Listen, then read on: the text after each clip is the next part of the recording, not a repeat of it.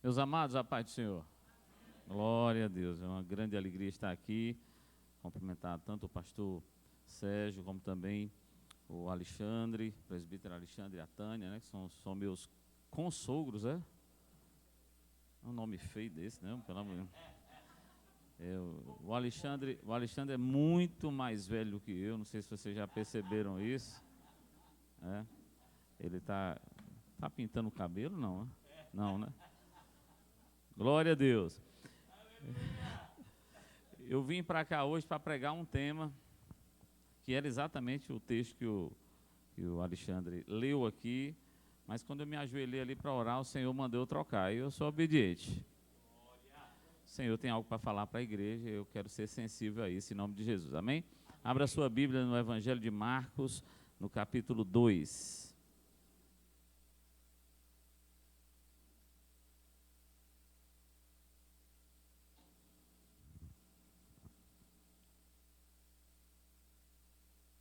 Marcos, capítulo 2. Diz assim a palavra do Senhor. E alguns dias depois, entrou outra vez em Cafarnaum, e soube-se que estava em casa. E logo se ajuntaram tantos, que nem ainda nos lugares junto à porta cabiam. E anunciava-lhes a palavra. E vieram ter com ele, conduzindo um paralítico, trazido por 4. Não podendo aproximar-se dele por causa da multidão, descobriram o telhado onde estava e, fazendo um buraco, baixaram o leito em que jazia o paralítico. E Jesus, vendo a fé deles, disse ao paralítico: Filho, perdoados estão os teus pecados. Estavam ali assentados alguns dos escribas que arrazoavam em seu coração, dizendo: Por que diz este assim blasfêmias? Quem pode perdoar pecados senão Deus? E Jesus, conhecendo logo em seu espírito que assim arrazoavam entre si, lhes disse: Por que arrazoais sobre estas coisas em vossos corações?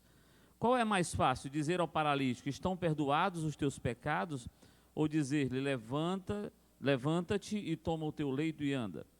Ora, para que saibais que o Filho do Homem tem na terra poder para perdoar pecados, disse ao paralítico: A ti te digo, levanta-te, toma o teu leito e vai para a tua casa. E levantou-se e, tomando logo o leito, saiu em presença de todos, de sorte que todos se admiravam e glorificavam a Deus, dizendo: Nunca tal vimos. Pai, em nome de Jesus, eu agradeço pela tua santa e maravilhosa palavra, Senhor. A tua palavra, ela foi escrita por ti. O teu Espírito Santo foi que inspirou homens a escrever. E assim como a revelação dela também vem por ti. Nós carecemos da revelação do Senhor. Se o Senhor não revelar nessa noite, será só um estudo. Se o Senhor revelar, será a boca de Deus aberta sobre as nossas vidas e nós sairemos daqui transformados, Pai. Então eu te peço, Espírito Santo, fala conforme a tua vontade. Faz o que te apraz, que tu cresças, que eu diminua e que a tua palavra fique gravada nos nossos corações. Em nome de Jesus, e quem crê diz amém. Glória a Deus. A primeira coisa que eu vejo no texto aqui é que Jesus volta para Cafarnaum. E o que é Cafarnaum? Cafarnaum era uma aldeia. Literalmente, essa aldeia quer dizer Kifar, quer dizer aldeia, e Naum era o profeta Naum. Então era a aldeia onde o profeta Naum morava, lá atrás, no Velho Testamento. E Jesus escolheu para morar ali na casa de um discípulo dele. Você lembra quem era? Jesus foi morar na casa de Pedro. E a sogra devia estar no meio também. Mas não vou falar da sogra hoje não. Jesus estava morando na casa de Pedro e ele voltou para casa. E a Bíblia diz que quando ele voltou para casa, imediatamente a casa encheu. Uma multidão de pessoas estavam seguindo ali a Jesus e entraram naquela casa. Onde Jesus vai, tem multidão. Você já viu isso? Nem todo lugar que tem multidão, Jesus está presente, mas onde Jesus está presente, o lugar enche. É impressionante. E Jesus estava ali e naquela casa, meu Deus, devia ser uma casa não muito maior do que esse templo aqui. Eu ouso dizer que ela era bem menor do que esse templo, mas a Bíblia diz que nem junto à porta cabia gente naquela casa, na casa de Pedro lá. Eu acho que estava toda a sogra dele, devia estar desesperada naquele negócio, um bocado de gente dentro da casa, um encosta o pé na parede, o outro arranca o bibelô da sala. O pessoal queria ouvir Jesus, porque ali naquela casa, aquela multidão, tinha 3 classes de pessoas. Quantas classes? 3 classes de pessoas. Eu queria saber em qual delas você se enquadra. A primeira classe de pessoas eram os perseguidores de Jesus. Diga, perseguidores. Era a primeira classe de Jesus. Tinha uma característica muito forte dessa classe. Onde Jesus estava, também estavam os perseguidores. É impressionante. Eles seguiam Jesus para onde Jesus ia. E qual era o objetivo dos perseguidores? Perseguir. Fazer confusão. Derrubar Jesus, contradizer o que ele estava dizendo. Aqui nesse texto mesmo nós vimos, quando ele declarou perdão sobre os paralíticos, os fariseus se levantaram logo. Quem é esse homem que pensa que é? Para estar perdoando pecado. O homem foi curado, mas eles estavam reclamando de Jesus, porque o bicho para gostar de reclamar é perseguidor, irmão. Está onde Jesus está, mas o objetivo é desfazer o que Jesus faz. O perseguidor quer destruir as obras de Jesus. Diga misericórdia. Diga assim, eu não sou perseguidor. Glória a Deus por isso, porque perseguidor é bicho para dar trabalho. E toda a igreja tem, só não aqui. A na cidade tem um bocado. Aqui não tem não, glória a Deus por isso. Tem outra classe, dentro daquela multidão tem uma classe que é a mais numerosa, eu acho, de todas. Que é a classe dos seguidores de Jesus. Quem é seguidor de Jesus aqui? Levante a mão, quem é seguidor de Jesus? Será que você é seguidor de Jesus mesmo? Quem eram os seguidores de Jesus? Os seguidores de Jesus tinham uma característica muito forte. Onde Jesus estava, eles estavam também. Alguma semelhança? Jesus, para onde ele ia, os seguidores iam atrás também. Eles estavam ali todo o tempo seguindo Jesus, para onde ele fosse. Jesus estava de um lado daqui do mar de Genezaré e de repente pegava um barco e ia para o outro lado, porque queria descansar um pouco. O que os seguidores faziam? Entravam nos barquinhos e iam andando, mas chegava lá, porque eles queriam estar com Jesus onde ele estivesse. Para quê? Para que os seguidores queriam estar onde Jesus estava? Porque os seguidores gostam muito dos sinais, irmãos. Ele gosta de ver os milagres. Seguidor é bicho para gostar de comer pão. Gosta de comer pão, gosta de comer o peixe que multiplica. Ele gosta de estar em todo canto que Jesus está. Mas tem uma característica muito forte do seguidor. O seguidor, ele não tem compromisso com Jesus. Ele está lá onde Jesus está. E ele quer comer o pão. Ele acredita em tudo que Jesus está dizendo e fazendo. Mas ele não está lá para ajudar Jesus a fazer nada. Ele está lá só para comer o pão que perece.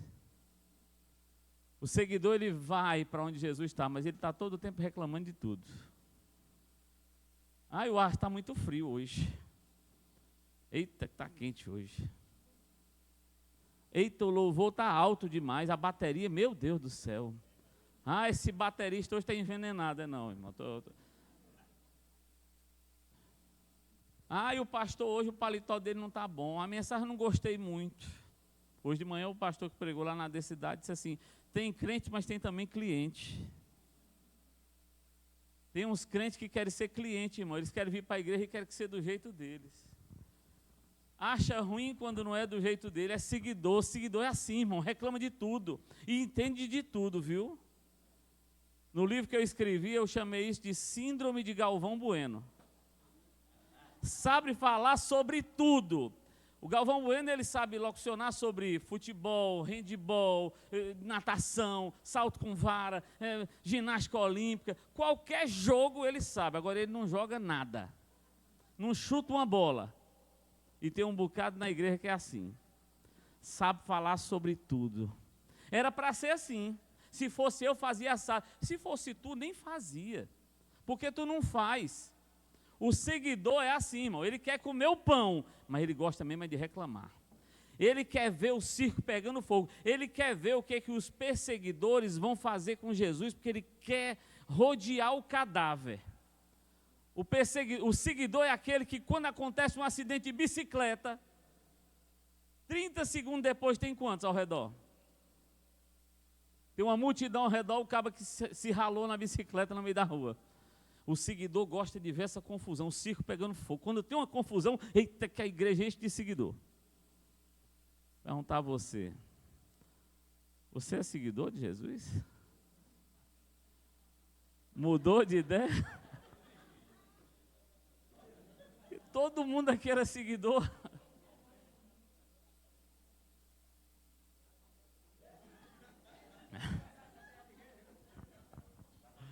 Meu Deus do céu. Seguidor não tem compromisso com Jesus. Seguidor não tem compromisso com a igreja. Outro dia lá na Decidade, que essas coisas só acontecem lá, pastor. Lá na Decidade, uma irmã me procurou muito chateada. Pastor, aí faz logo um beicinho, né? Pastor, eu estou aqui muito triste. Por quê, minha irmã? Porque eu adoeci, ninguém percebeu. Passei 15 dias em casa, ninguém me deu um telefonema, nem foi me visitar, nem o pastor sabe, nem um obreiro, nem uma irmã, ninguém. Aí eu disse, ô Jesus, que coisa horrível. Aí eu perguntei, minha irmã, quantos anos de crente a senhora tem? Aí ela encheu o peito. 25 anos de crente que eu congrego aqui nessa igreja, pastor.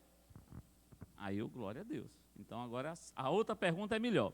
E me diga uma coisa, nesses 25 anos de crente, congregando nessa igreja, a irmã visitou quantos enfermos? Aí começou um negócio de um gaguejado, pastor.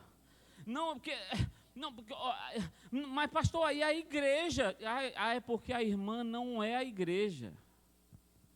A irmã está na igreja, mas não é a igreja. O seguidor, ele raciocina a igreja como uma terceira pessoa. A igreja tem que fazer alguma coisa, porque o seguidor não é a igreja. O seguidor está na igreja, come o pão da igreja, come o peixe que multiplica, está em toda a festa, mas ele não é a igreja, ele não se sente a igreja, ele acha sempre que a igreja devia fazer alguma coisa. Por quê? Porque a igreja não é ele. Diga misericórdia.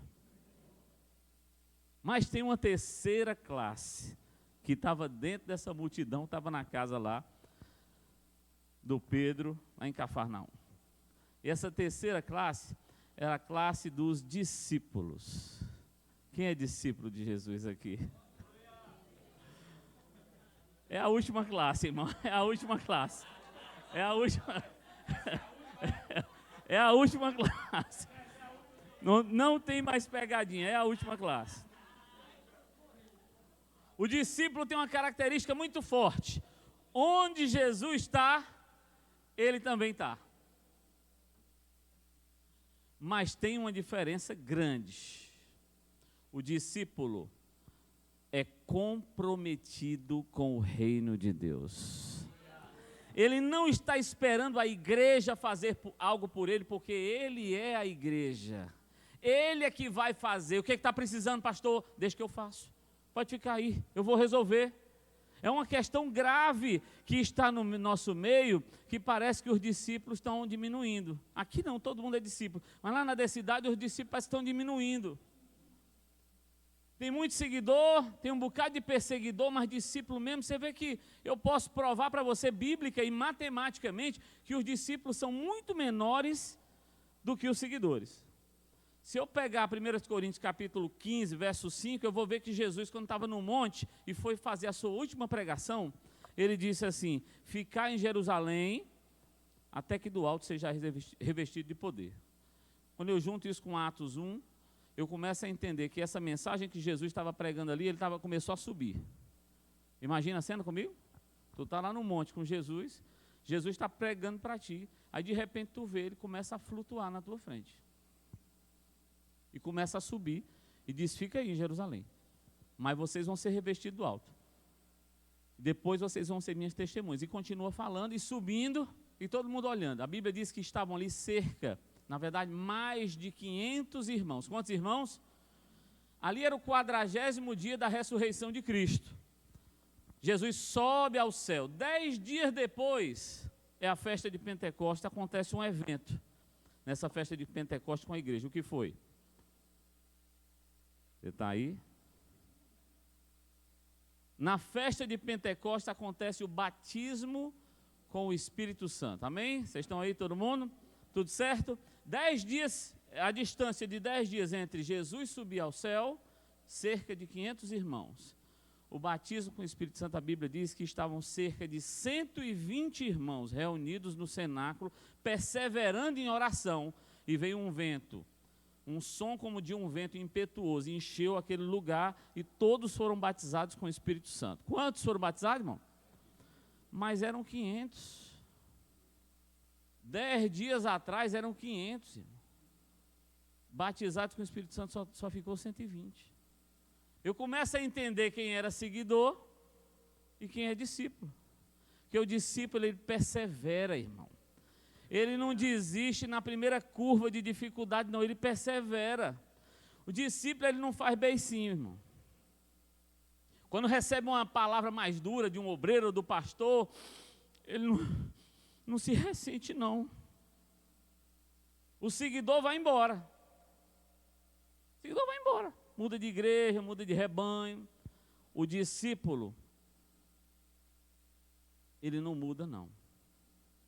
Você está aí ainda? Posso continuar? O discípulo não muda. Eu conheci um irmão que se desviou por um tempo, porque na hora da Santa Ceia, o diácono foi servindo o pão, que era naquela época ainda cortado, antes da pandemia, servindo o pão, e aí ficou muito longe para ele servir. O irmão do lado foi e pegou o pedaço do pão e deu a ele. E ele ficou muito triste, porque o pedaço do pão que ele recebeu era pequeno demais. O irmão estava fazendo uma acepção com ele.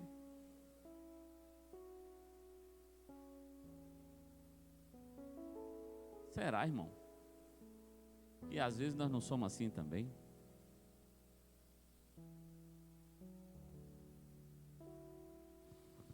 Mas a verdade é que aquela casa estava cheia dessas 3 classes. Dentro dos discípulos ainda tinha uma outra classe dentro, que era o governo desses discípulos. Eram 12 que Jesus escolheu, chamados apóstolos. Dentro desses 12, que era quem governava os discípulos, tinha uma classe mais chegada a ele, um microgrupo ali, né? Eram 3. Quem eram? Pedro, Tiago, João e um barquinho. Graças a Deus que tinha um barquinho para a gente saber quem são os 3, né? Mas dentro desses 3 ainda tinha um que era mais chegado que os outros. Era o apóstolo do amor. Como era o nome dele? Quem foi que disse isso dele, irmão? Que ele era o apóstolo amado? Ele mesmo. Só quem disse foi ele. O único evangelho que consta isso é o evangelho de João, fala 4 vezes e é ele dizendo. Ele mesmo dizendo de si próprio. Que o apóstolo a quem Jesus amava, o mais amado dos apóstolos, era ele falando o tempo todo. Mas não é porque ele era convencido não, irmão. É porque ele sabia do amor que o Senhor tinha por ele. E você sabe?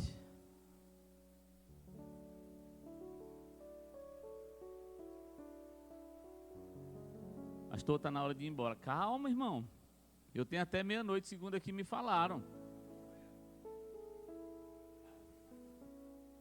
Aquela multidão era tremenda, mas aí eu vejo, entra em cena o evangelista Marcos dizendo que havia um paralítico sendo conduzido por 4, quando souberam que Jesus estava ali pregando. Mas ninguém sabe nem o que eram esses 4. Então provavelmente era uma maca, e eu só sei que eram 4 homens quando eu junto os 4 evangelhos. Eu preciso de 4 evangelhos para saber que aqueles que carregavam o paralítico eram 4 homens. Porque Marcos vai dizer que eram 4, mas não diz o que é. Podia ser 4 boi, não sei o que era. Não diz que era. Mateus vai dizer, e entrando no barco, passou para o outro lado e chegou à sua cidade. E eis que lhe trouxeram um paralítico. Nem diz que eram 4 e nem que eram homens. o Marcos vai dizer isso, o Lucas vai dizer, e eis que uns homens, ele não disse que era 4, mas agora eu estou sabendo que é homens, vão trazendo. Quando eu faço a junção, eu entendo que 4 homens vinham carregando uma maca para levar um paralítico para ser curado por Jesus ali no meio daquela casa, cheia de gente. Você imagina a cena comigo? 4 carregando maca, 4 para ajudar um. Isso não acontece mais hoje não, irmão. Hoje é um para cuidar de 100. Porque todo mundo só quer ser consumidor agora. Todo mundo só quer ser seguidor de Jesus. Fica um discípulo para 100 para cuidar. Mas ali eu estou vendo que eram 4 discípulos que iam levando um paralítico para ser curado por Jesus, segurando a maca. Mas a maioria dos crentes hoje não quer mais segurar a maca. Sabe o que crente gosta de fazer, pastor? Segurar caixão. Enquanto está doente, enquanto está precisando, ninguém chega junto. Mas quando morre, vai todo mundo. A família passa sem se reunir 1 década. Se reúne quando morre alguém. Quando morre alguém, vai todo mundo para o enterro. E todo mundo faz fila para segurar o caixão. Já estão fazendo caixão agora com 6 alças. Que maca ninguém quer levar, problema ninguém quer resolver, mas enterrar é mais fácil. Você está aí ainda? Está doendo muito ou pouco?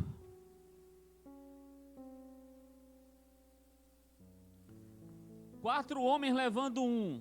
3 podiam levar, irmão? Sim ou não? Podia.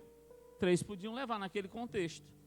Podia ser o de trás, que era mais leve, que a cabeça pesa mais. Podia ser um só, levando as 2 hastes. E o da frente, tem uns que tem as cabeças maior, né? O da frente ia com 2. Eu percebi um riso aqui, por isso que eu... Iam 2 aqui. Podia ser, né? Naquele plano ali dava certo, 3 levando. 2 conseguiriam levar, irmão? 2? Conseguiram levar. Um na frente e outro atrás. O peso ia aumentar muito. Se a distância fosse pouca, dava. Eu pergunto a vocês, se fosse um só, levava? Levava. Botava nos braços ou nas costas e levava. Mas aguentava muito tempo? Não aguenta muito tempo. Você está entendendo o que Jesus está falando com você, irmão? Ou é necessário começar a desenhar? Que a culpa da obra não está sendo feita, não é de Jesus. Nós estamos orando todo o tempo, Jesus me envia, Jesus me envia, Jesus vai, faz, Jesus faz, mas eu mesmo não vou, eu mesmo não me disponho, eu mesmo estou dizendo assim, tem muita gente para carregar um homem desse aí, só são 4 para levar, a igreja tem bem 100, eu não vou me meter com um negócio desse não. Você já ouviu falar do cachorro que tem 3 donos, irmão? Cachorro que é criado por 3 donos morre de fome, porque um pensa que o outro colocou a comida, aí o cachorro morre de fome. Discípulo chama para si a responsabilidade. 3 poderiam levar naquele plano, mas daqui a pouco o negócio vai começar a ficar diferente. Porque a Bíblia diz que eles chegaram para entrar, mas não conseguiram entrar porque estava lotada demais aquela casa. Não tinha nem lugar junto à porta.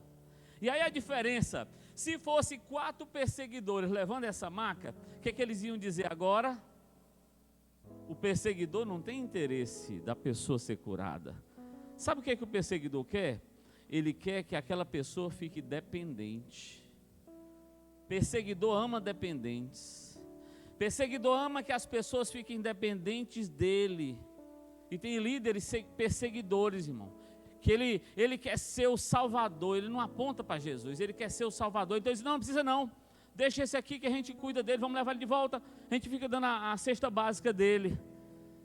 Tem até um governante brasileiro que é assim, é o pai dos pobres, que ele quer ver todo mundo pobre, quer ver todo mundo dependendo dele, ele quer ser sempre o salvador dos pobres, deixando todo mundo na pobreza. Perseguidor gosta disso. E se fosse seguidor, 4 seguidores levando? Se fosse 4 seguidores, irmão, quando chegasse na porta da casa para entrar, eles diziam assim, rapaz, Não está dando não. Está lotado. Não tem o que a gente fazer. Mas vamos fazer o seguinte, que é seguidor, bicho, para ter ideia. Vamos fazer o seguinte, nós vamos botar a tua maca bem aqui na porta.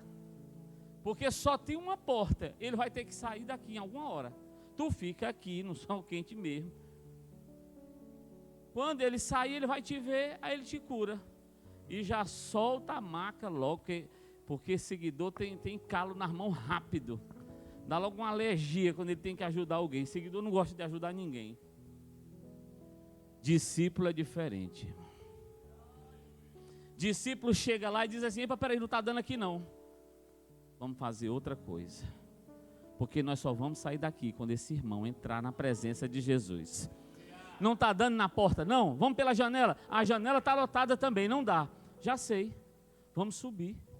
E vamos destelhar a casa. E vamos botar esse caba para dentro. Eu não quero saber se está no culto, eu não quero saber nada. Eu quero resolver, eu quero colocar o paralítico na presença de Jesus, porque ele é o único que pode resolver a coisa. E aí o negócio começa a estreitar, porque nós temos agora que subir um paralítico para casa, para o telhado da casa. 3 já não dá mais tanto assim não. E na hora de descer, menos ainda. Tem que ser 4, irmão. 4 era o número estratégico para resolver essa questão. Só que os 4 tinham que estar em comum acordo. Tinha que ter estratégia. O povo de Deus entra em estratégia para resolver problema, viu, irmão? Deixa eu dizer uma coisa para você, posso dizer? O povo de Deus não é doidinho não, irmão. Não resolve nada de supetão não. O povo de Deus tem que usar a inteligência do céu para resolver os problemas. E tem que concordar, ser unânime, como dizem em 1 Coríntios. Tem que ser unânime, sede unânime entre vós. Ser unânime, eles concordaram. Vamos subir? Bora. Subiram, foram lá para cima, e aí começa a saga. Quando chegou lá em cima, eu imagino que os perseguidores estavam todos dizendo: ei, mas para onde é que tu está indo? Porque não tem, né, os cabas que não faz, ainda quer que os outros não façam também. Porque para ninguém poder acusar os perseguidores, o perseguidor é assim, nem faz e nem quer que os outros façam. Conhece alguém assim, não?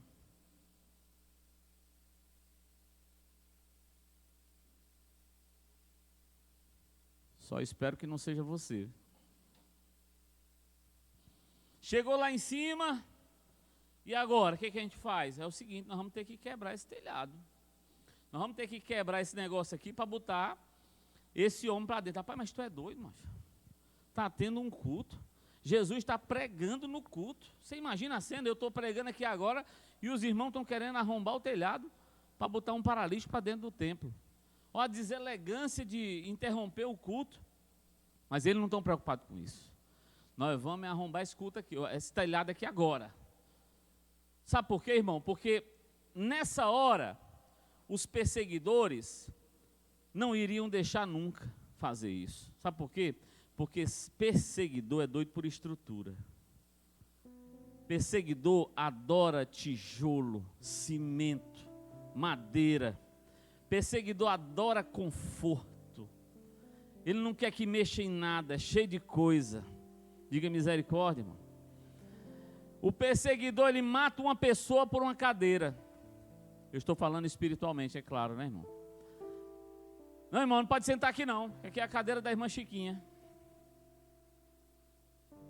Teve uma campanha que fizeram para comprar as cadeiras da igreja e cada um doou a sua própria cadeira. Aí a irmã que doou a cadeira dela chegou para: pastor, qual é a cadeira que eu doei aqui? Porque eu queria colocar meu nome. O perseguidor, irmão, ele mata por uma cadeira, por um tijolo. Ele não quer que quebre nada, porque ele adora a estrutura. O seguidor, ele tem preguiça.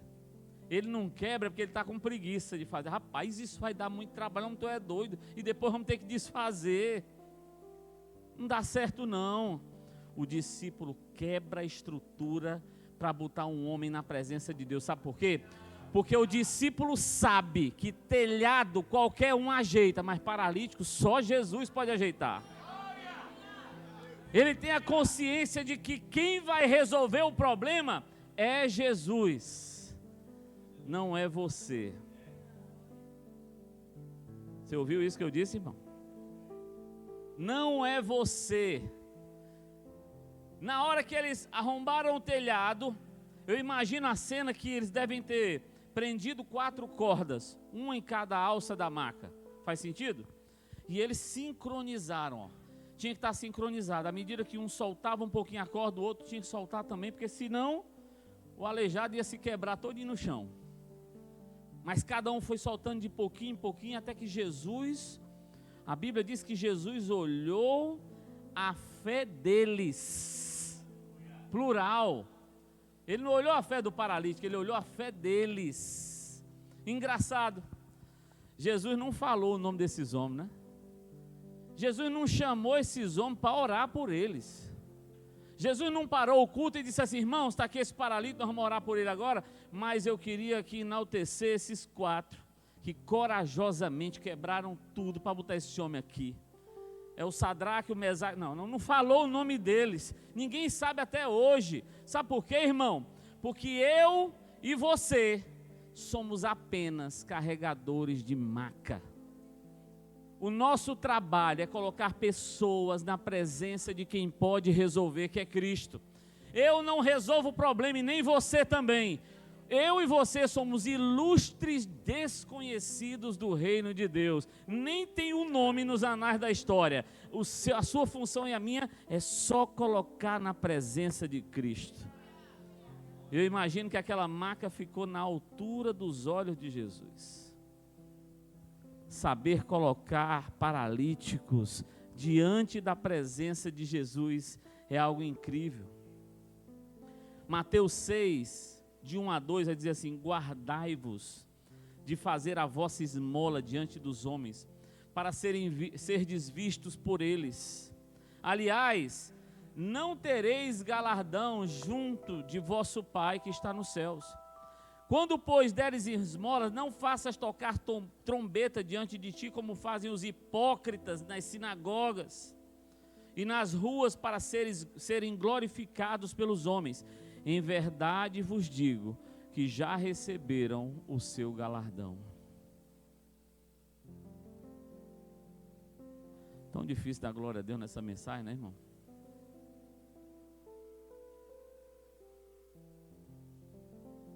Mas culto de missão, irmão, não é para alisar ego de ninguém, não. Culto de missão é para chamar você à sua verdadeira missão. Como o Alexandre disse, o ID não é para o missionário que vai. Aliás, esse texto ele teve uma tradução infeliz. A palavra certa não é ID, a palavra certa é indo. Portanto, por onde forem, enquanto vocês estiverem indo, façam discípulos. Porque senão eu entendo que eu pego aqui um punhado de reais e dou para o irmão aqui lá para a África e o problema é teu. Tu que faça o ir de lá, eu vou viver a minha vida. Não, irmão. Onde eu estiver, eu faço o ide ou o indo de Jesus. Eu sou a carta viva, como Paulo falou, lida e relida. Eu tenho que ser a carta viva, mas hoje o que nós estamos fazendo? Irmão, olhe para Jesus, irmão, porque o homem é falho. E isso não é mentira, é verdade, Jesus nunca vai falhar. Mas essa não é a regra de um servo de Deus, de um discípulo. O discípulo diz assim: ei, me imite. O que eu fizer, você faz. Sabe por que não tem mais ninguém dizendo isso, irmão? Porque tem uma crise moral. Um bocado de homens e mulheres vivendo de aparência. Tudo seguidor de Jesus. Não tem coragem de viver o evangelho. E quando vai pregar, prega só em Jesus. Olhe para Jesus, autor e consumador da nossa fé. Ele e você nunca vai se decepcionar, porque todo mundo se decepciona com você, querido. Pastor, chegou a hora de você ir embora. Vou já. Deixa eu dizer uma coisa para você. Há algo que eu e você temos que fazer. Há uma missão para a qual Deus comissionou a mim e a você, não é só para quem vai para a África, ou para o Azerbaijão, ou para os povos muçulmanos, não é para mim e para você. Deixa eu contar uma história para você de um homem chamado José Sartírio. José Sartírio é um homem de Deus, brasileiro, que morava aqui, era um obreiro da casa do Senhor, e um dia o Senhor arrancou ele, disse: olha, você tem que ir para a Bolívia, você tem que ir para a Bolívia, você vai ter que fundar a igreja lá.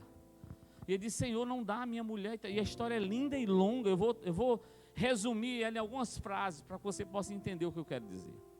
Até que, por um milagre de Deus, a família entrou em concordância e eles resolveram ir, mas eles não tinham como ir.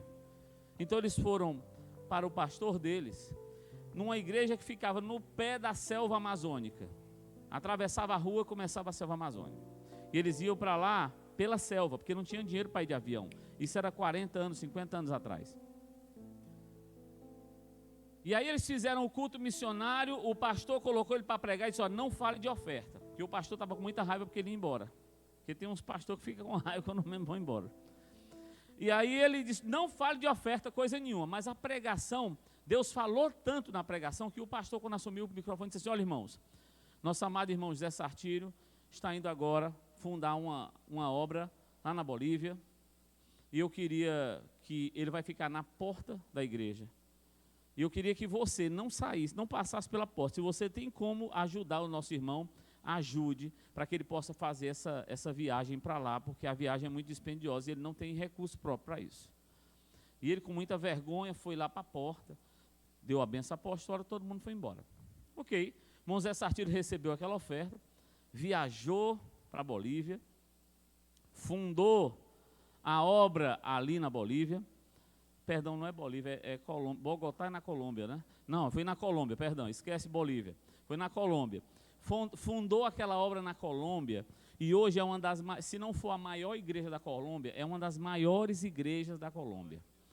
Ele montou aquela igreja de uma forma que um dia Deus deu. A história é linda e longa, irmãos. Vale a pena você procurar depois no YouTube. Um dia Deus tocou ele para ele abrir a obra em outro lugar. Sair da Colômbia, não deixar, mas sair de lá para abrir uma obra num país chamado Butão. Você já ouviu falar desse país? Uma pessoa aqui ouviu, duas pessoas ouviram na igreja falar sobre Butão. Butão é um país no Oriente Médio muito pequeno. E não tinha a presença de nem sequer um único evangélico naquele país. E Deus pegou esse homem e jogou ele dentro do Butão. De forma que hoje, o rei de Butão, quando quer tomar uma decisão, manda um avião lá na Bolívia, pegar o José Sartírio para poder tomar o conselho dele para qualquer coisa. A igreja lá cresceu absurdamente. Agora veja bem, anos depois, agora recente, 5 anos, 6 anos atrás, ele veio ao Brasil e foi pregar num congresso de missões aqui no Brasil, num grande congresso de missões. Eu e Rochelle já tivemos a oportunidade de estar com ele algumas vezes. E ele pregando lá, quando ele terminou de pregar, tem a sala dos pregadores, nesses grandes congressos, tem a sala dos pregadores, e aí veio uma pessoa e disse assim: pastor, tem um homem lá na sala dos pregadores, lá, muito desesperado, querendo falar com o senhor a qualquer custo. E o pastor disse: não, peraí, daqui a pouco, não, pastor, vamos lá e tal, e foi. Quando ele chegou lá, que ele entrou na sala, o homem correu e se ajoelhou nos pés do José Sartírio. E começou a chorar copiosamente. Ele disse: pastor José Sartírio, naquele dia, daquele culto de envio do senhor, o senhor mandou eu pegar todo o caixa da minha empresa, que tinha na minha empresa naquele dia, e mandou lhe dar de oferta. Eu tinha cerca de $5.000, transformando, na época, eu tinha cerca de $5.000 no caixa da minha empresa naquele dia. E o Senhor mandou eu te dar, e eu negligenciei, passei pelo Senhor, lhe abençoei com a palavra, e fui embora e não lhe dei nem R$1. E eu estou consumido. Eu nunca mais tive paz na minha vida. A minha empresa, aquela empresa quebrou, eu perdi a minha família, eu estou doente, está tudo ruim, a empresa que eu estou hoje está muito mal das pernas, e o Senhor me disse que eu tinha que vir aqui pedir perdão a você. Eu estou desesperado, por favor, me abençoe e me perdoe. Nessa hora, o José Sartírio começou a chorar. Preste bem atenção nisso, irmão. José Sartírio começou a chorar e ele quis pegar nos braços dele para levantar, para abraçar e perdoá-lo. Quando ele foi pegar nos braços dele, o Espírito Santo disse assim: não ore por ele, já é tarde demais. E ele disse: Senhor, esse homem está desesperado, ajoelhado na minha presença, ele só precisa de uma palavra minha, para que eu possa liberá-lo. O Espírito Santo disse: você não precisou desse dinheiro naquela época, e você continua não precisando hoje. Eu dei um privilégio a ele, de contribuir com o reino de Deus, e ele não quis. Já é tarde demais. E ele abriu as mãos e disse: meu irmão, o Espírito Santo não deixa eu orar por você. Aquele irmão saiu dali transtornado, em choro, em desespero. Deixa eu dizer uma coisa para você, irmão. Nunca queira ouvir essa frase. Nunca queira ouvir: já é tarde demais. Há algo que você precisa fazer. E eu sei que tem macas aqui nessa igreja que estão encostadas na parede. Gente que precisa ser carregada e você não carrega. Gente que precisa ser ajudada, mas você está querendo deitar na maca, porque você se sente tão doente. Ah, irmão, eu sou meio manco. Meio manco leva maca, irmão. Dá para levar maca meio manco. Mas você está se escondendo, querido. Eu espero que você não ouça naquele grande dia: já é tarde demais. Há algo que eu e você precisamos fazer. Aqui tem carregadores de macas, mas também tem paralíticos, eu reconheço isso. Tem pessoas que precisam ser carregadas. E sabe quem é que vai carregar? Você. Não é a igreja que vai fazer isso, não. Você é a igreja. Você precisa fazer isso. Não, irmão, é na África. Ei, tem gente morrendo do seu lado, de inanição espiritual, sofrendo problemas emocionais graves. E você negligencia porque você vê um sorriso no rosto e acha que o sorriso está bom. Ei, tem gente do seu lado sorrindo, mas está destruído. É só por fora. E eu não estou falando aqui dessa igreja só aqui, não. Eu estou falando de onde você está plantado. No seu trabalho, na sua escola, na faculdade, na sua zona de convívio. Se você não fizer nada, Deus vai colocar outra pessoa para fazer no seu lugar. E talvez Ele diga para você: já é tarde demais. Fica de pé nessa noite em nome de Jesus.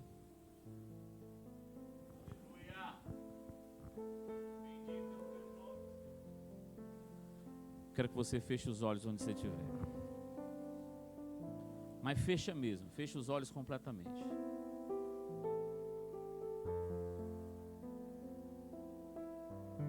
Eu vou orar agora e vou pedir ao Espírito Santo para que Ele fale ao teu coração agora. Eu queria que você orasse comigo. E que se você é um dos carregadores de maca, que tem se negado a carregar macas, e você começa a pedir perdão ao Senhor. E se você é um paralítico que precisa ser carregado, a provisão do Senhor sobre a tua vida chega hoje, em nome de Jesus. Espírito Santo, eu te peço agora em nome de Jesus, Pai, que o Senhor visite os corações que estão aqui, os teus filhos e filhas. Lugar que eu não posso ir e que nenhuma pessoa no mundo pode ir, nem o diabo e seus demônios podem ir. Só o teu Espírito é capaz de sondar o coração, no lugar mais oculto e mais escondido do coração do teu filho e da tua filha.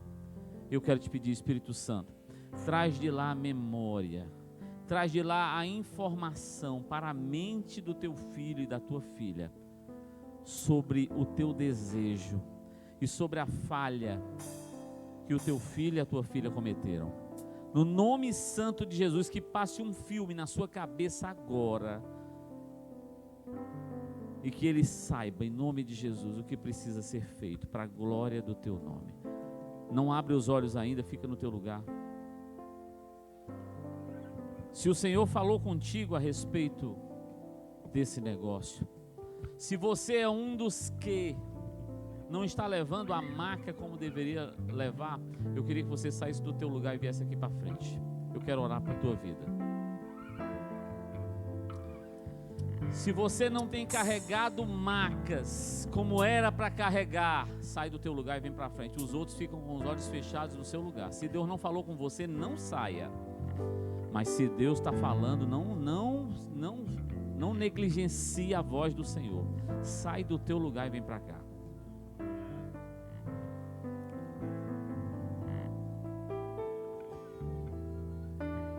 Eu quero orar por tua vida hoje, para que o Senhor restaure o teu coração, perdoe os teus pecados e jamais você ouça a frase: já é tarde demais para fazer a vontade do Pai.